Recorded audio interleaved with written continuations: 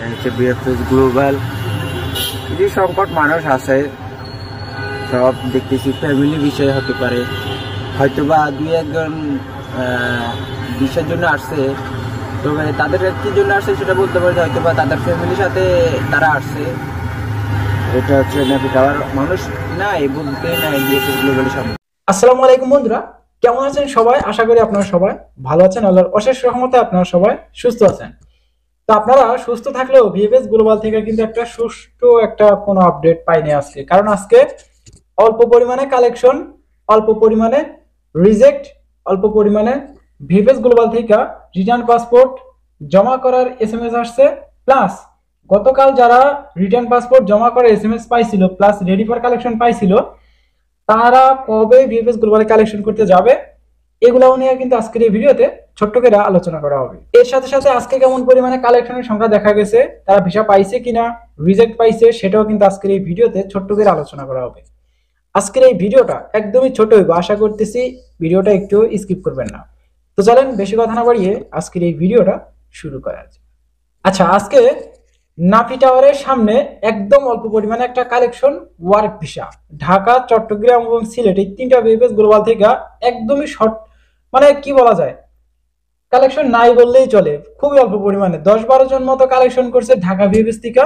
এরা সবই direct ready for collection পাইছে, স্ক্যান কপি জমা দিয়েছিল কয়েকজন, আর ওই রিটার্ন পাসপোর্ট, মানে যারা রিটার্ন পাসপোর্ট পাইছে তারা কয়েকজন ছিল।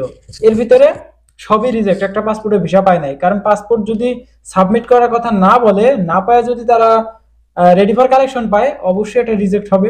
এটা তো আর নতুন করে বলার কিছু নাই।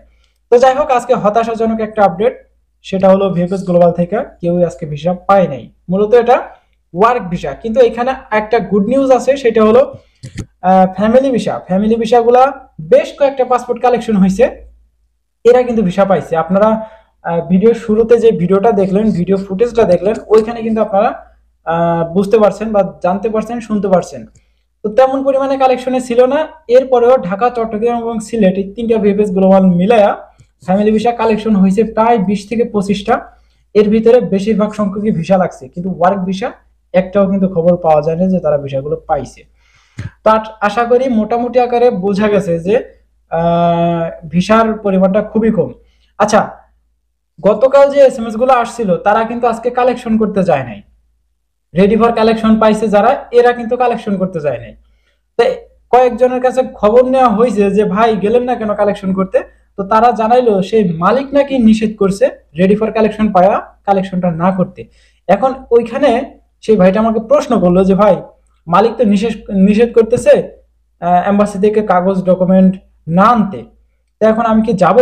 অবশ্যই আপনি যাবেন, কারণ ওই মালিক যতই বলুক না কেন ওই পাসপোর্টে ভিসা লাগবে, ওইগুলা কিন্তু আর লাগবে না। ওটা দেখা গেছে এম্বাসি থেকে বিএফএস গ্লোবালে আইসা কিন্তু ফাইলগুলো পড়ে থাকবে শুধু অকারণ। আপনি চাইলে ফাইলটা নিয়ে আসতে পারেন, দেন মালিককে বলবেন আমার যাওয়ার দরকার নেই, আপনি আমার টাকা পয়সা ব্যাক দিয়ে দেন। তো এটাই মূলত আপনাদের করার কথা, এটাই করতে পারবেন। তাছাড়া কিন্তু ওই পাসপোর্টে আর ভিসা লাগার সম্ভাবনা কিছুতেই নেই। দেন আবার সামনে একটা ক্লিক ডে আসতেছে, তো ওইখানে আবার অ্যাপ্লাই করে দেখতে পারেন। তো অনেকেই বলতেছে ক্লিক ডে নিয়ে ভিডিও বানাইতে। ভাই, ক্লিক ডে সম্পর্কে ভিডিও পাইবেন আপনারা ফেব্রুয়ারি মাস থেকে। জানুয়ারি মাসে মোটামুটি আকারে যে আপডেটগুলো দিতেছি, এগুলো এখন দিতে থাকি। ক্লিক ডে সম্পর্কিত ভিডিও পাইবেন অবশ্যই ফেব্রুয়ারি মাস থেকে। তো যাই হোক, এই গতকাল যেই পাসপোর্টগুলো রেডি ফর কালেকশন আসছে প্লাস সাবমিট করার কথা বলছে, এই আপডেটগুলো পাইবেন আগামীকাল। এখন দেখা যাক আগামীকাল আপডেটটা পাইলে আমি আপনাদেরকে জানার চেষ্টা করবো। আচ্ছা, এখন ফ্যামিলি ভিসার যে আপডেটটা দিছিল গতকাল 26শে জানুয়ারি, যে আপডেটটা দিছিল 28 তারিখ থেকে সকাল 9:30, মানে 9:30টার দিকে আপনারা সবাই কালেকশন করতে পারবেন, সরি ডকুমেন্ট জমা করতে পারবেন। এই অ্যাপয়েন্টমেন্টের যেই ব্যাপারটা, সেটা নিয়ে একটা আপডেট দিছে। এখন অবশ্যই আপনারা যারা অ্যাপয়েন্টমেন্ট পান নাই, এরা কিন্তু 28 তারিখ মানে আগামীকাল যাইবেন। আপনারা হয়তো 28 তারিখেও ভিডিওটা দেখতেছেন, বলা যায় না। আপনারা 28 তারিখে যাবেন বিএফএস গ্লোবালে 9টা-10টার দিকে, যারা হাজির হইবেন ওইখান থেকে আপনারা ডকুমেন্টগুলো জমা করতে পারবেন।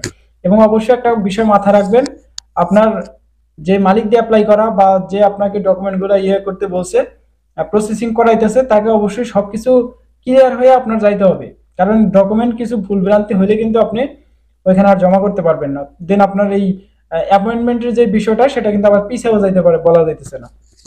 তো যাই হোক, আশা করি মোটামুটি আকারে বুঝছেন। এই ছিল আজকের মতো ছোট্টখাটো একটা ইনফরমেশন ভিডিও। দেখা হচ্ছে নেক্সট একটা ছোটখাটো ইনফরমেশন ভিডিওতে। ততক্ষণ পর্যন্ত আপনারা সুস্থ থাকবেন, ভালো থাকবেন। মজুমদার ফ্রম ইটালিয়ান ইউরোপিয়ান দুইটা ইউটিউব চ্যানেলের পাশেই থাকবেন। আল্লাহ হাফেজ।